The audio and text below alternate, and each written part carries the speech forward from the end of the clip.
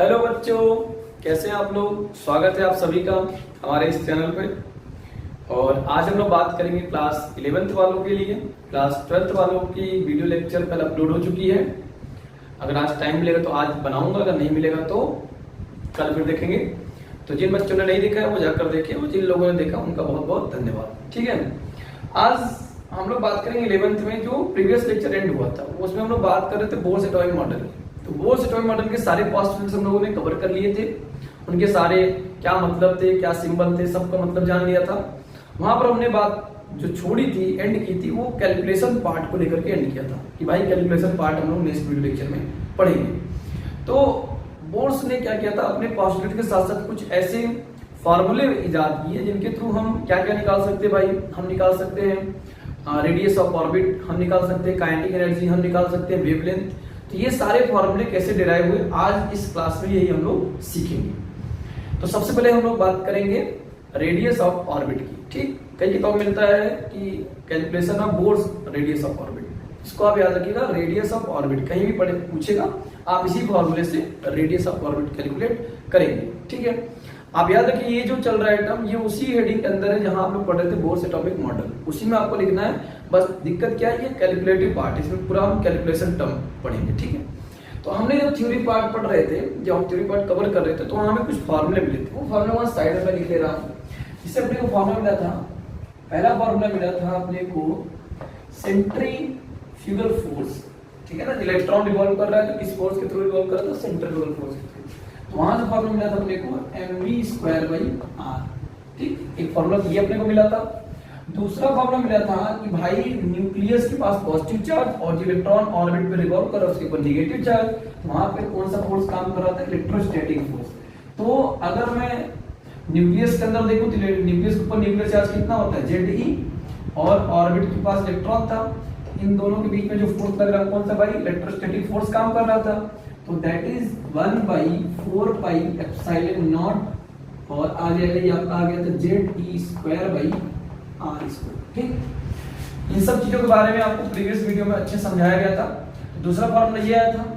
एक फॉर्मूला और था, क्या था भाई, लीनियर मोमेंटम जो था उनका एंगुलर मोमेंटम जो था, एंगुलर मोमेंटम L = nh/2π का इंटीग्रल मल्टीपल। उन्होंने बताया था इलेक्ट्रॉन उन्हीं ऑर्बिट में रिवॉल्व करेगा जिनके एंगुलर मोमेंटम की वैल्यू nh/2π का क्या होगा, इंटीग्रल मल्टीपल होगा। ठीक, यानी कि वैल्यू 1 2 3 4 कुछ भी रख सकते हैं, बट होल नंबर में रहे। ठीक है, 1 से लेकर के आगे सारे होल नंबर में रहेंगे।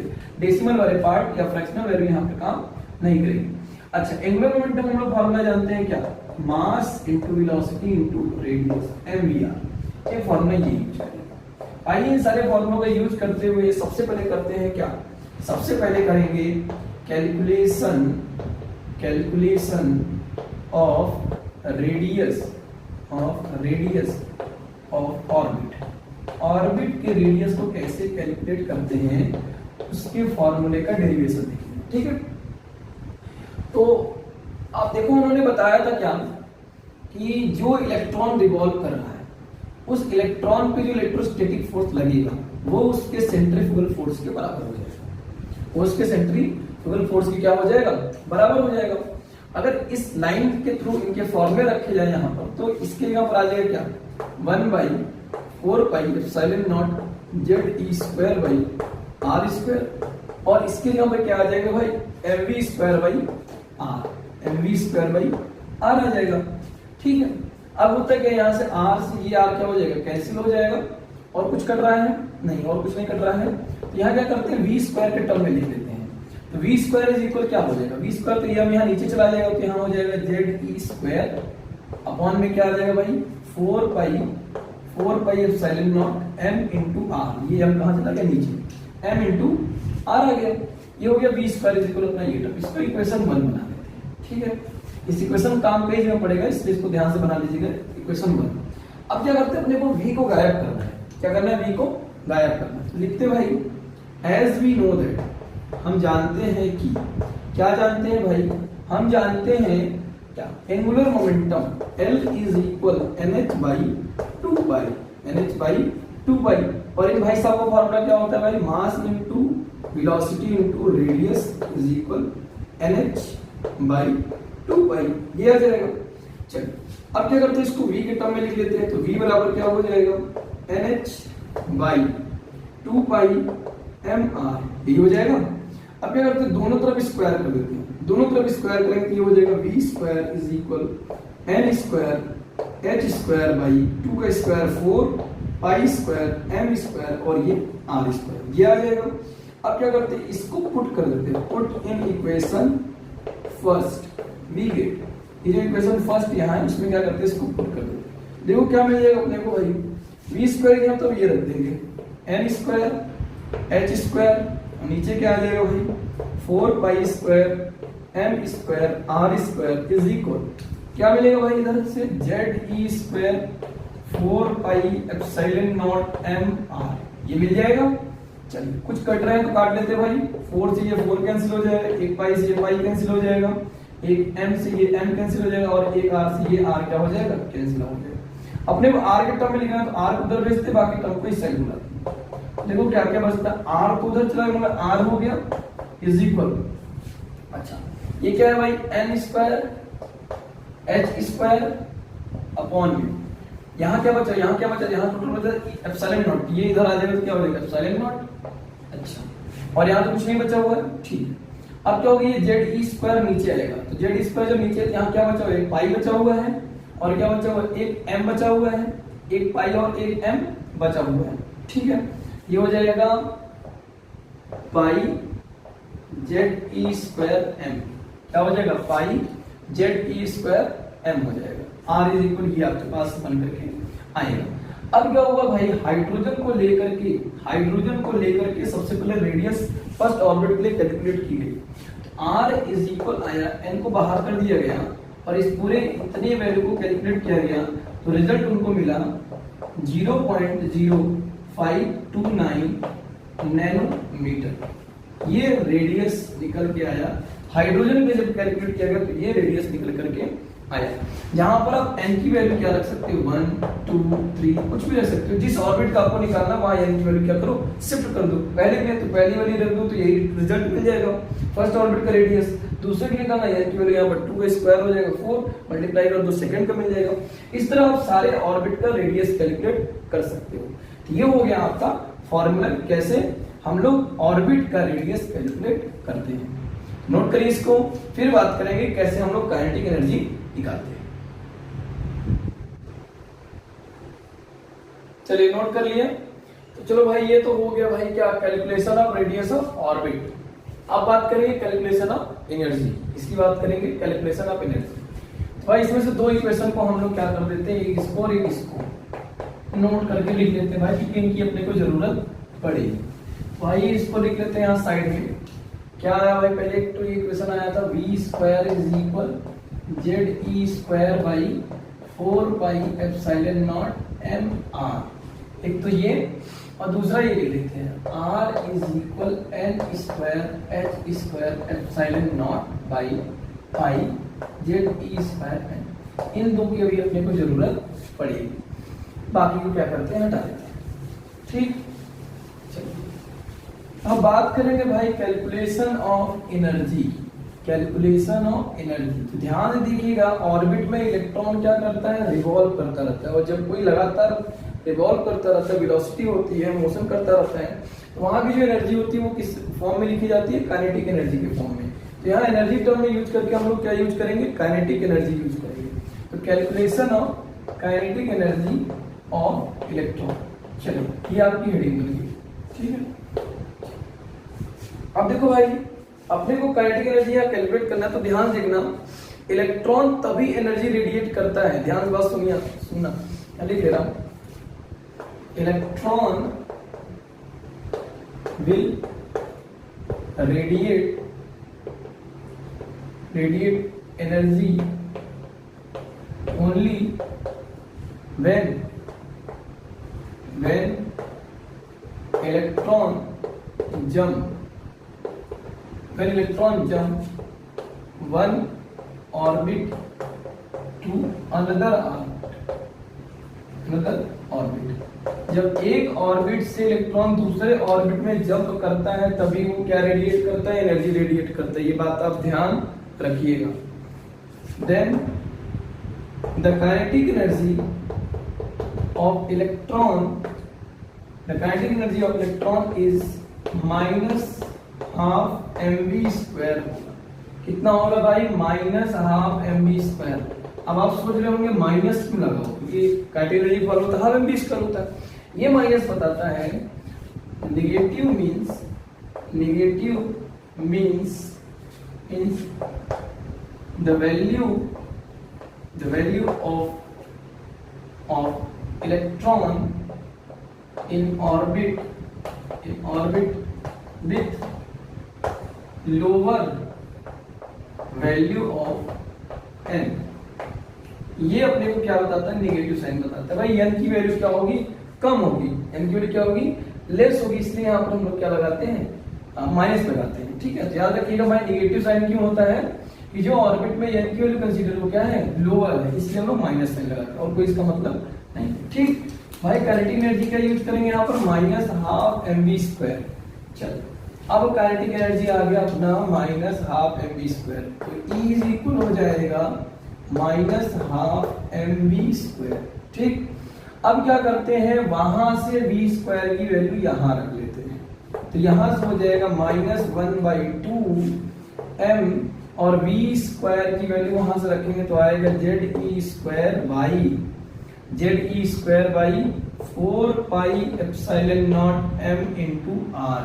ये आ जाएगा। अच्छा, यम से और ये यम क्या हो जाएगा? कैंसिल हो जाएगा।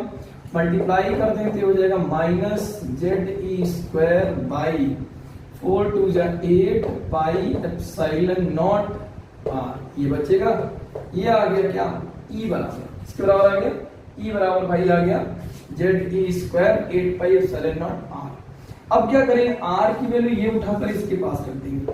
जब R की वैल्यू पुट करेंगे तो अब E इज इक्वल आ जाएगा आपका -Ze²/8 πε0 इनटू R की वैल्यू क्या है भाई अपने पास? n² h² ε0 by pi Ze²m। ये आ जाएगा अपने पास। तो ये पाई से ये पाई क्या हो गया? कैंसिल हो गया। और बाकी सारी चीज कहां चले जाएंगे? ऊपर हो जाएगा -Z² e की पावर कितना आ जाएगा? 4 आ जाएगा। -Z² e की पावर 4 स्मॉल m आ जाएगा। नीचे क्या बचेगा भाई? 8 ε0² हो जाएगा और क्या बचेगा? m² h²। यही आएगा अपने पास। ये आ गया अपने पास E, काइनेटिक एनर्जी की वैल्यू आ गई। अब क्या होगा? जब इलेक्ट्रॉन एक ऑर्बिट से दूसरे ऑर्बिट में जाएगा, इलेक्ट्रॉन एक ऑर्बिट से दूसरे ऑर्बिट में, तो मान लेते हैं भाई कि when electron jump initial I orbit to final F orbit, then change of kinetic energy delta E। भैया डेल्टा E जब निकालेंगे, change of kinetic energy delta E, तो वो हो जाएगा क्या? इनिशियल माइनस फाइनल के बेसिस पे निकालेंगे तो यहां से आएगा Ze² e की पावर 4 m, नीचे आएगा आपका 8 ε0² n इनिशियल स्क्वायर और ये h², ये माइनस दूसरे ब्रैकेट में आपका है फाइनल के लिए -Z² e की पावर 4 m, नीचे आपका आएगा 8 ε0 n फाइनल स्क्वायर h²। ये आपका है यहां से। तो क्या करते हैं भाई, जब ये माइनस का मल्टीप्लाई तो प्लस में हो जाएगा, इसको पहले लिख लेते हैं तो हो जाएगा डेल्टा ई इज इक्वल आ जाएगा Z² e की पावर 4 m, नीचे आ जाएगा आपका 8 ε0 n² f h², और ये माइनस के साथ हो जाएगा Z² e की पावर 4, नीचे आ जाएगा 8 ε0² n इनिशियल स्क्वायर और h की पावर में 2। ठीक है, ये आ जाएगा। अब दोनों में कॉमन क्या है? तो दोनों में आप देखो कॉमन, सारे वैल्यू कॉमन है, बस n की वैल्यू को छोड़ करके। तो यहां से जब सब कॉमन ले लेंगे तो बाहर क्या आएगा? Z² e की पावर 4 बाहर आएगा। तो मैं इसको थोड़ा ऊपर लिख दे रहा हूँ, ठीक है ना, इस चीज को मैं इधर लिख ले रहा हूँ। तो यहाँ से आ जाएगा डेल्टा ई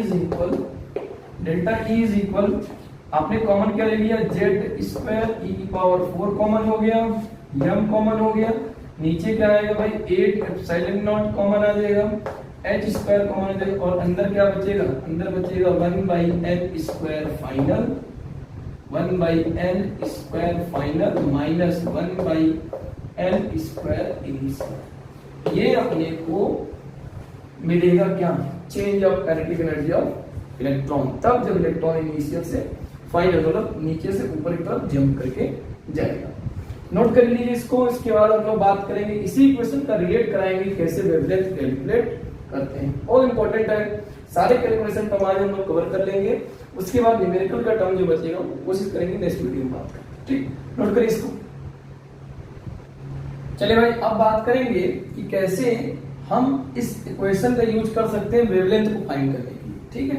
ध्यान देख लीजिएगा, आपने डेल्टा इज इक्वल निकाल लिया, जेड स्क्वायर यम, यहाँ पर भी यम रहेगा, और कॉमन लेने के बाद अपने पास ये इक्वेशन आया। अब इस इक्वेशन का यूज अपने करना है, अगर क्वेश्चन में वेवलेंथ पूछ लिया गया तो कैसे करेंगे, ठीक है। तो आइए उसके लिए चलते हैं, इस इक्वेशन के लिखा में देते हैं और यूज करते हैं कैसे हम लोग करेंगे इसको वेवलेंथ की फॉर्म में। देखो आप लोग जानते क्या हो, फॉर वेवलेंथ, अगर वेवलेंथ पूछ लिया गया तो कैसे निकालेंगे, ठीक है। देखो फ्रॉम प्लैंक क्वांटम थियरी से हम लोग क्या पता किया था, हम लोगों ने पता किया था भाई E इज इक्वल होता है hc बाई लेम्डा। आप मेरे प्रीवियस वीडियो देखिए, वहां मिल जाएगा आपको। E बराबर क्या मालूम किया था, hc बाई लेम्डा मालूम किया था। अब क्या करते हैं, यहां से इसको रिलेट कराते हैं। तो अगर रिलेट करें तो E के अब रिप्लेस कर देंगे वैल्यू, तो अपने को क्या मिल जाएगा hc by lambda is equal क्या, जेड स्क्वायर ई की power 4 m by 8 epsilon not h square, ये मिलेगा। और नीचे क्या हो जाएगा 1/n square final minus 1/n square initial, ये आ जाएगा। अब क्या करते हैं भाई, hc को नीचे भेज देते हैं, तो अपने को ये वेवलेंथ के टर्म में मिल जाएगा, 1/λ बचेगा, hc नीचे चला जाएगा, ये आ जाएगा आपका क्या, z स्क्वायर e की पावर 4 m, और नीचे हो जाएगा भाई आपका 8 एप्सिलॉन नॉट, h का मल्टीप्लाई हुआ तो h क्यू, और क्या आ जाएगा भाई c, ये आ जाएगा, और ब्रैकेट के अंदर क्या रहेगा आपका 1/n square final minus 1/n square initial, ये आ जाएगा, ठीक है। अब क्या हुआ, जो इतने रिजल्ट की वैल्यू आ रही थी ये कांस्टेंट के बराबर आ रही थी, जिसको बोलते हैं रेडबर्ग कांस्टेंट। ये पूरी रिजल्ट जितना भी आ रहा था कैलकुलेट करने के बाद वो बराबर आ रहे थे किसके, आर के। इस पूरे रिजल्ट को हम लिख देते हैं कैपिटल आर। कैपिटल आर क्या है भाई, कैपिटल आर आपका है रेडबर्ग कांस्टेंट। क्या भाई, रेडबर्ग कांस्टेंट, ठीक है। अगर यहाँ पर हम आर लिख देते हैं और ये हो जाएगा 1/n square final minus 1/n square initial, तो इस इक्वेशन को बोलते हैं रेडबर्ग इक्वेशन। इसको क्या बोलते हैं, इसको बोलते हैं रेडबर्ग इक्वेशन। क्या बोलेंगे भाई, रेडबर्ग इक्वेशन। तो आपको याद रखना है, आप चाहे ये इक्वेशन यूज करो चाहे ये, अगर क्वेश्चन में वेवलेंथ पूछेगा तो आप आसानी से कैलकुलेट कर सकते हो, ठीक। मैं आपको क्वेश्चन लगाकर भी दिखाऊंगा कैसे आपसे क्वेश्चन पूछेगा और आप किस तरीके से सॉल्व करोगे। अब रही बात ये कि अपने अगर आर की वैल्यू मालूम पड़ जाए तो बहुत आसान हो जाएगा, ठीक है। तो देखो सर, आर की वैल्यू क्या होती है, दो केस में रखी जाती है। आर की वैल्यू आपको एक्सपेरिमेंटल केस का भी याद होना चाहिए, एक्सपेरिमेंटल में कितना बताया गया है, और थ्योरेटिकल में भी कितना बताया गया आर की वैल्यू, ये आपको याद रखनी पड़ेगी। देखो होता क्या है, इसकी वैल्यू बताई गई है 1.09737 इंटू 10⁻7 मीटर इनवर्स। ये एक्सपेरिमेंटल वैल्यू बताई गई, इसकी वैल्यू आर की वैल्यू बताई गई। थ्योरेटिकल वैल्यू क्या हो जाएगा, थ्योरेटिकल वैल्यू थोड़ा चेंज हो जाएगा, 1.09679 इंटू 10⁻7 मीटर इनवर्स। ये आपका आ जाएगा कौन सी वैल्यू, ये आपका आ जाएगा थ्योरेटिकल वैल्यू। तो याद रखिए एक्सपेरिमेंटल वैल्यू होती है 1.09737 into 10⁻⁷ पर मीटर, और ये होती है 1.09679 into 10⁻⁷ पर मीटर, सॉरी यहाँ पर रहेगा 6 पर मीटर। तो दोनों वैल्यू आप याद रखिएगा, ठीक है। आप इनमें से कोई भी यूज कर सकते हैं, कैलकुलेशन में कोई प्रॉब्लम नहीं होगी, लेकिन आप फिर भी आप याद रखिएगा क्वेश्चन मान लो पूछ लिया गया कि रेडबर्ग की थ्योरेटिकल वैल्यू कितनी होती है, तो वो इतनी होती है, और एक्सपेरिमेंटल वैल्यू ये होती है, ठीक। ये हो गया आपका वेवलेंथ के टर्म में क्वेश्चन जब पूछेगा तो आप कैसे सॉल्व करोगे। अब बारी है न्यूमेरिकल की, हम कैसे न्यूमेरिकल निकालेंगे, तो उसके लिए आपको नेक्स्ट वीडियो का वेट करना पड़ेगा।